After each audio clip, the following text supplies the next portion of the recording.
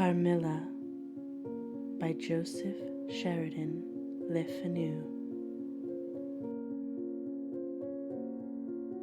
Chapter 1. An Early Fright. In Styria, we, though by no means magnificent people, inhabit a manor house. A small income in that part of the world goes a great way. 800 or 900 a year does wonders. Ours would have barely answered among wealthy people at home. My father is English, and I bear an English name, yet I have never seen England. But here, in this lonely and primitive place, where everything is so marvelously cheap, I really don't see how ever so much more money would at all materially add to our comforts or luxuries. My father was in the Austrian service and retired upon a pension and his patrimony. He purchased this feudal residence and the small estate on which it stands at a bargain. Nothing can be more picturesque or solitary. It stands on a slight eminence in a forest.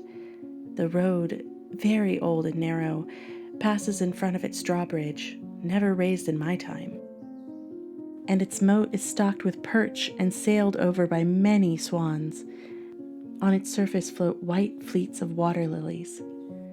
Over all this, the manor house shows its many-windowed front, its towers, and its Gothic chapel. The forest opens in an irregular and very picturesque glade before its gate, and at the right, a steep Gothic bridge carries the road over a stream that winds in deep shadow through the wood. I have said that this is a very lonely place. Judge whether or not I say truth. Looking from the hall door towards the road, the forest in which our castle stands extends in every direction. The nearest inhabited village is about 7 of your English miles to the east. The nearest inhabited manor house of any historic association, that of the old General Spielsdor, is nearly 20 miles away to the west. I have said the nearest inhabited village because there is only 3 miles westward, that is to say in the direction of General Spieldorf's manor house, a ruined village. There sits a quaint, roofless little church, in the aisle of which are the moldering tombs of the proud family of Karnstein. They once owned the desolate chateau which overlooks the silent ruins of the town from the thick of the forest. Respecting the cause of the desertion of this striking and melancholy spot, there is a legend which I shall relate to you another time.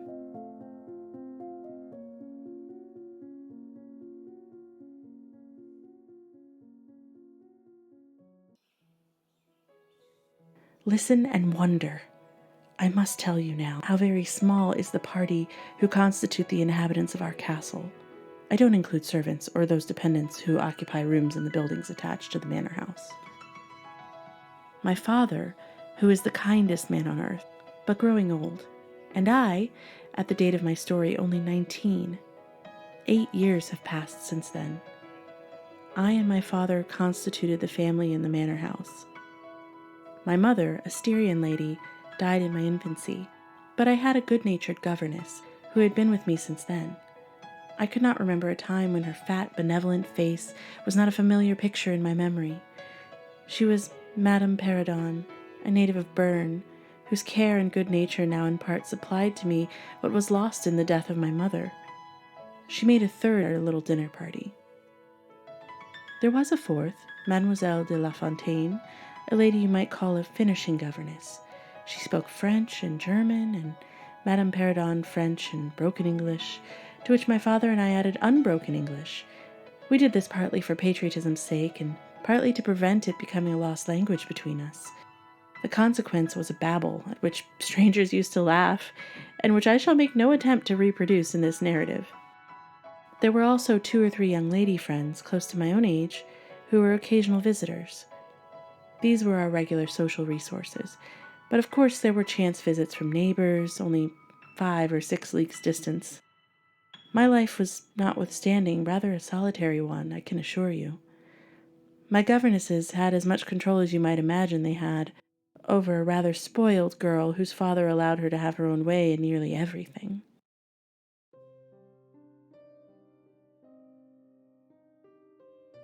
The first occurrence in my life which produced a terrible impression upon my mind, one which, in fact, never has been equaled, was one of the very earliest incidents I can recollect.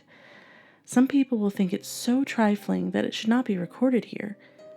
You will see, however, by and by, why I mention it.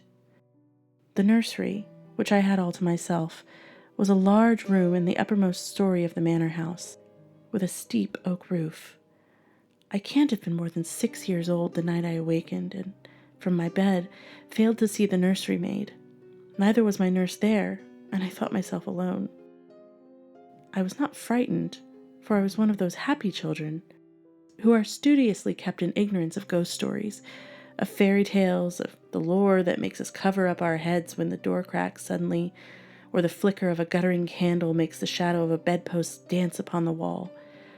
I was vexed and insulted at finding myself, I imagined, neglected, and I began to whimper in preparation for a burst of sobs.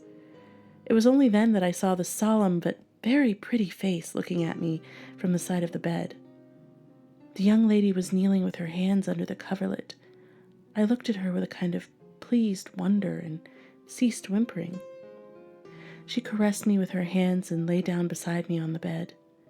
She drew me towards her, smiling. I felt immediately soothed and fell asleep again. This was the sensation that woke me, as if 2 needles ran into my breast very deep at the same moment. I cried loudly.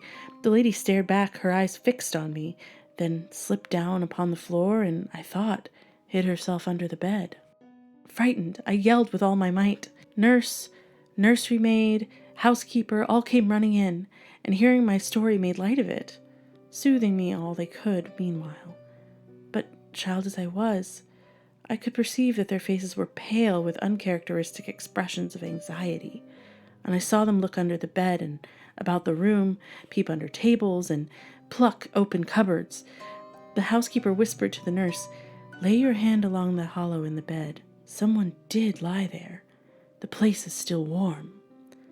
I remember the nursery maid petting me, and all 3 examining the place where I told them I felt the puncture, and pronouncing that there was no sign visible that any such thing had happened to me. The housekeeper and the other 2 servants remained sitting up all night, and from that time a servant always sat with me in the nursery, until I was about 14. I was very nervous for a long time after this. A pale, elderly doctor came in. How well I remembered his long, saturnine face, lightly pitted with smallpox scars, and his voluminous chestnut wig. For a good while, every other day, he came and gave me medicine, which of course I hated.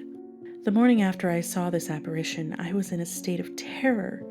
I could not bear to be left alone, daylight though it was. I remember my father coming up and standing at the bedside, talking cheerfully and asking the nurse a number of questions. He laughed very heartily at one of the answers and patted me on the shoulder, kissing me and telling me not to be frightened. It was nothing but a dream, he said, and could not hurt me. But I was not comforted, for I knew the visit of the strange woman was not a dream, and knew instinctively that she could in fact hurt me. I was not consoled by the nursery maid's assuring me that it was she who had come and looked at me, and laid down beside me in the bed, and that I must have been half dreaming not to have known her face. I remember, too, in the course of that day, a venerable old man in a black cassock coming into the room with the nurse and housekeeper and talking a little to them, and then very kindly to me. His face was sweet and gentle, and he told me they were going to pray. He joined my hands together and told me he desired me to say softly while they were praying, "Lord, hear all good prayers for us, for Jesus' sake."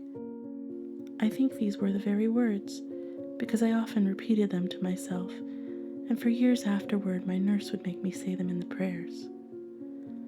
I remember so well the thoughtful, sweet face of that white-haired old man in a black cassock.